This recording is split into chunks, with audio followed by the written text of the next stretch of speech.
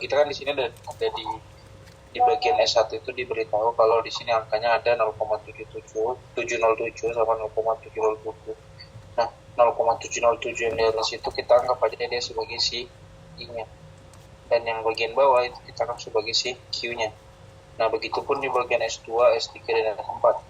Di S2 itu minus 707 ini dia sebagai I2. Sementara yang 707 biasa ini dia sebagai Q2.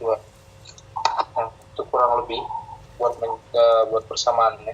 Ini sebenarnya bisa kalian baca di PPT Bulinda juga ada, di PPT yang diajar Pak Suhartono juga ada. Jadi kalau di PPT Pak Suhartono sama Bulinda dia dikasih tahu turunannya gimana, dipakainya kapan, saat apa aja dia digunakan persamaan tersebut. Bahkan kalau kita pelajaran dari awal, kenapa rumusnya bisa seperti itu, sebenarnya kan kita tahunya bentuk umum dari sinyal 4 PSK itu dia amplitude cosinus 2pi FCT, habis itu ditambah dengan Q1 amplitude sinus 2pi FCT. Nah, cuman karena kita nggak tahu amplitudenya berapa, nah jadi ada turunan rumus lagi dari ini sehingga hasilnya bakalan dapetin kenapa dia akar 2 ES per T. Itu bisa dibaca di PPT Bulinda ya. Kalau di sini ada turunannya juga, cuman agak ribet untuk dijelasin. Seperti itu. Habis itu kita lanjut ke bagian B.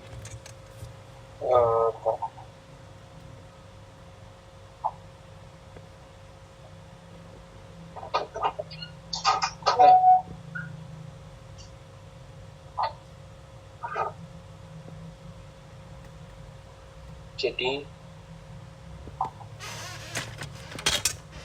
di bagian B itu kita kan disuruh nyari jarak minimum ya. Nah, terus kita pertama melihat si diagram konstelasi sinyalnya dulu nih. Kalau disuruh nyari jarak minimum. Nah, di sini kan jarak antara S1, S2, S3, S4 itu kan dia jaraknya bisa dibilang sama ya, saling berseberangan. S1 ke S2 sama, S2 ke S3 sama, S3 ke S4 sama, S4 ke S1 sama. Nah, makanya kenapa di sini untuk mendapatkan jarak minimum dia sama dengan jarak minimum konstelasi D min sama dengan D12, D12 sama dengan D2 ketiga sama dengan D3 keempat sama dengan D1 keempat atau 4 ke 1. Nah, terus Bang, kenapa bisa hasilnya 1,414? Nah, hasil kenapa dia 1,414 itu kita mengasumsikan aja dari jarak antara D1 dan D2 ya. Jadi kalau kita mengambil dua angka di sini, D1 dan D2, maka rumusnya bakalan kita ngambil D1 dan D2 karena ini kenapa bisa dia sama dengan kenapa D-nya dicarinya cuma satu kali doang, karena kan jarak antara D12 sama, D23 sama, D34 sama, D41 sama gitu loh, makanya dia satu kali nyari itu hasilnya udah sama. Kecuali dia saling berseberangan. Kalau ini kan dia bersampingan, kalau ini dia saling berseberangan. Nah, kalau semisal dia saling bersampingan, maka hasil yang akan dikeluarkan, hasil rumusnya itu adalah, sorry, aku hapus dulu ya.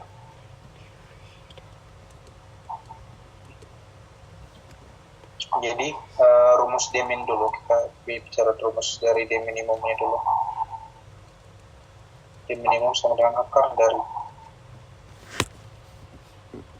delta X kuadrat tambah delta kuadrat. Nah, setelah itu kita coba nyari yang namanya D12. Nah, angka dari D12 kan kita dapetin itu ya, yang diketahui di soal.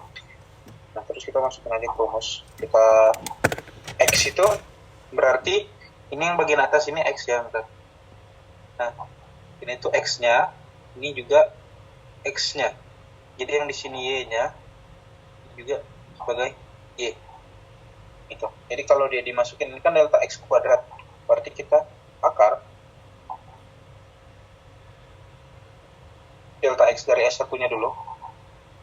0,707 akar S dikurang minus, karena di sini X-nya kan dia minus 0,707 kurang minus 0,707 akar S. Habis itu kita tulis di bawah aja deh, enggak pas.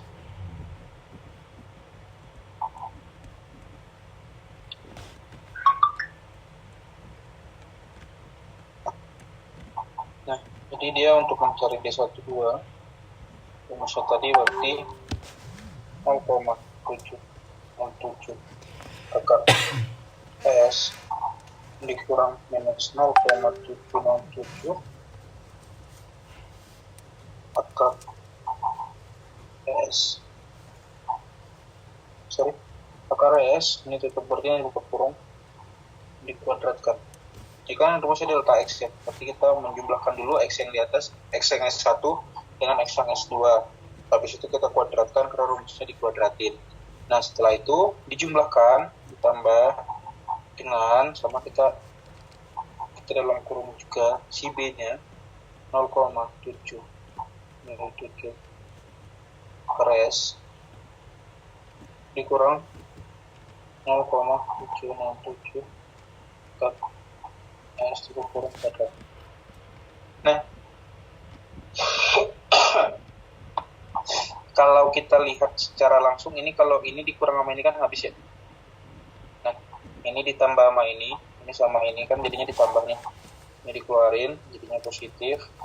Ditambah, maka hasilnya adalah akar 1,414 akar S kuadrat tambah 0. Nah, karena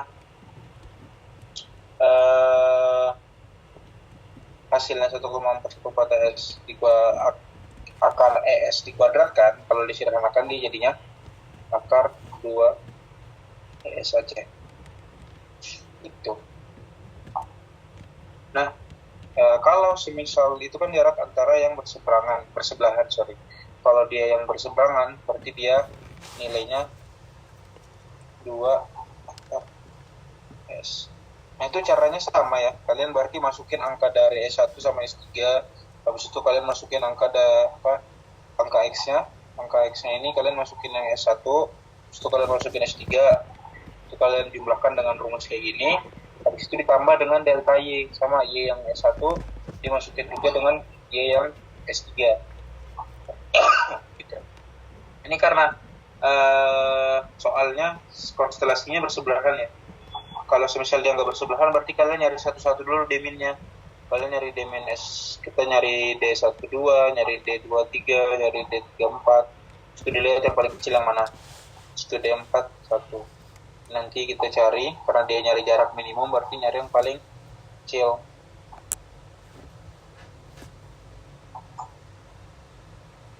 Gitu. Itu untuk bagian B.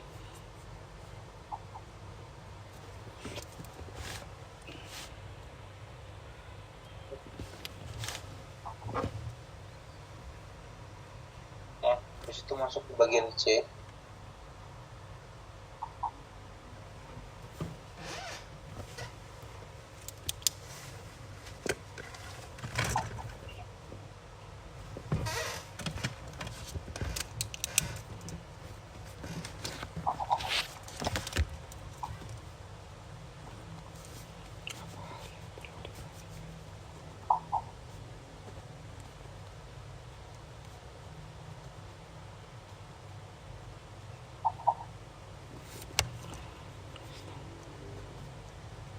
Oke, masuk ke bagian C. Jadi kita udah dikasih, jadi kita tahu rumus untuk mencari peluang kesalahan simbol itu adalah seperti yang di atas.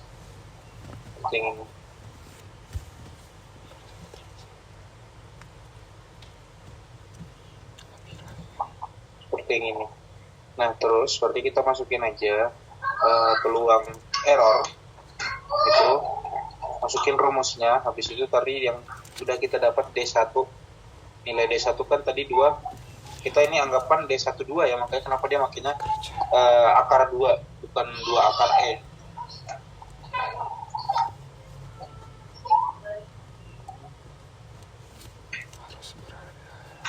Nah karena rumusnya seperti itu,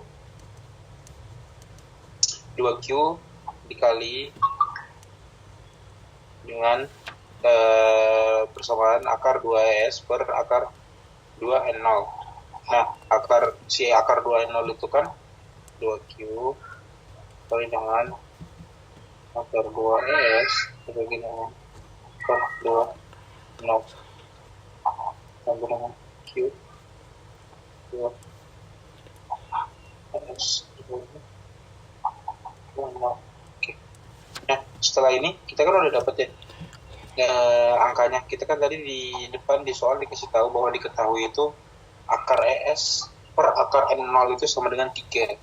Nah, karena kita udah tahu hasilnya 3, jadi kita masukin aja nih. Kita masukin aja si angka 3 itu di persamaan ini. Jadi kita dapat rumusnya seperti ini.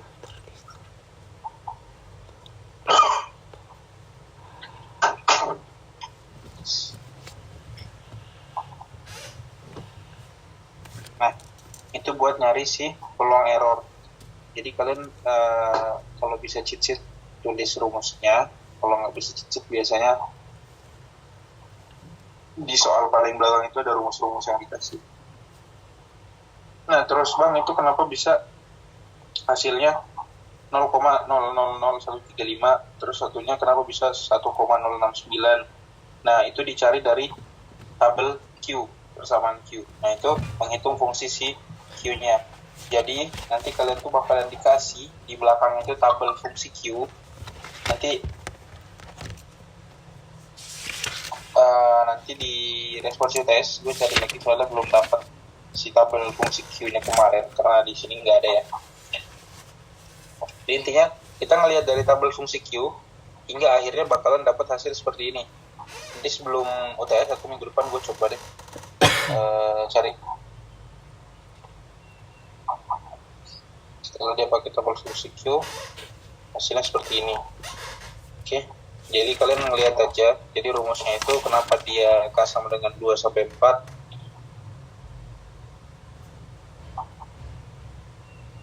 Nah, kenapa dia nilainya dari 2 sampai 4? Karena kan di rumus ini dia memperlihatkan kalau K tidak boleh sama dengan I, sementara I yang di luar tadi itu mulai dari 1.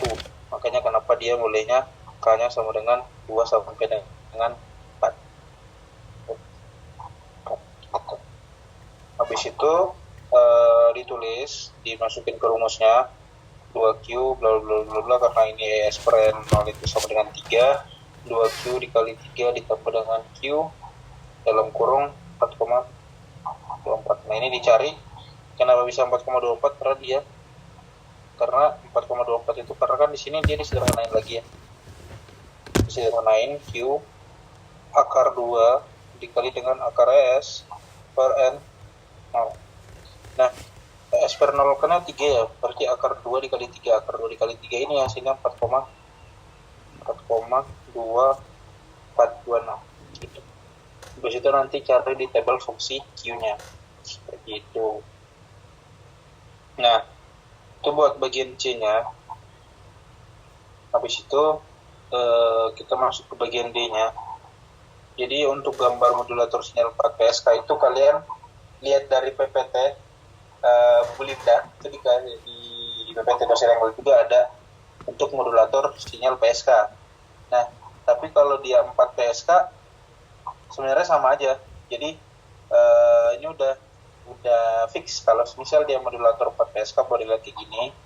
Kalau dia modulator sinyal 4 PSK dia kayak gini. Gitu, itu ada di slide dosen juga ada. Tapi biasanya yang di slide dosen itu cuma PSK doang. Jadi dia nggak MPSK. Kalau ada juga, kalau misalnya dosen yang masukin MPSK biasanya modelnya kayak gini. Jadi ini udah ketetapan dia nilainya mau berapapun, maka hasilnya bakalan seperti ini kalau dia meminta modulator dan demodulator dari 4 PSK gitu.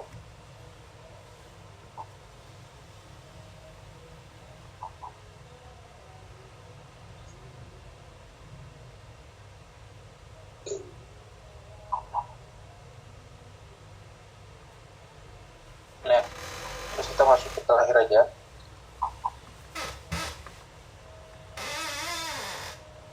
Nah, di sini dimintanya cuma gambarkan daerah keputusan deteksi.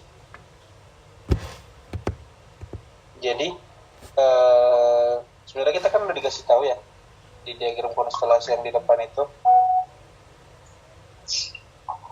di bagian diagram konstelasi yang di depan ini kan udah dikasih tahu pembagiannya itu gimana aja. Nah, diagram konstelasi itu, diagram daerah keputusan itu sama kayak diagram konstelasi. Jadi kan kita udah dikasih tahu daerah-daerah S1 yang mana, S2 yang mana, S3 yang mana, yang S4 yang mana. Kalau udah di depan dikasih tahu, maka langsung digambar aja sama kayak yang diagram konstelasi tadi. Tapi kalau semisal dia kayak yang nomor 2 kemarin, ntar gue buka ya.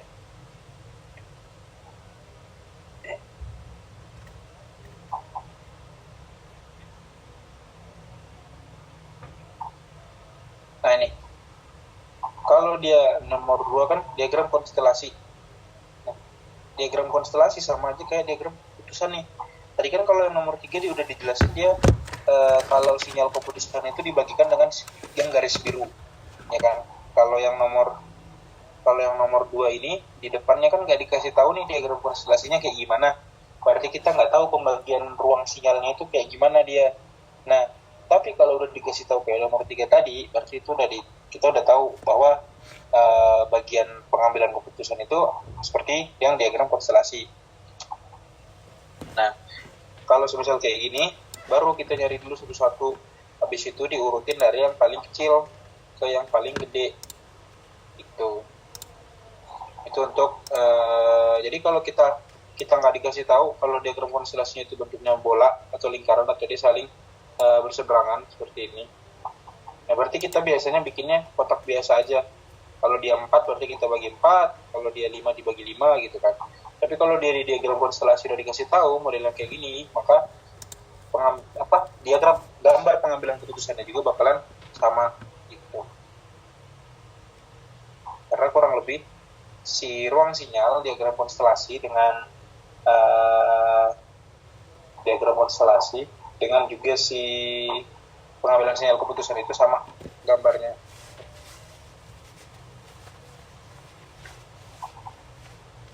Nah, yang ini kan udah dikasih tahu kan, jelas banget kalau misal masing-masing mereka tuh udah ada daerahnya masing-masing, udah ada ruang sinyalnya masing-masing. Jadi kalau ditanya gambarkan daerah keputusan deteksi, otomatis bakalan sama. Daerah keputusan adalah daerah yang dibatasi oleh garis berwarna biru. Kalau di diagram konstelasi kan tadi dia warnanya hitam ya, cuman kan kita udah tahu ruang sinyalnya yang mana-mana aja kan. Kalau ini karena kita udah tahu tadi ruang sinyal yang mana-mana aja, ya udah kita langsung gambar ulang aja bahwa daerah keputusannya dari masing-masing ini adalah si diagram konstelasi yang tadi. Seperti itu.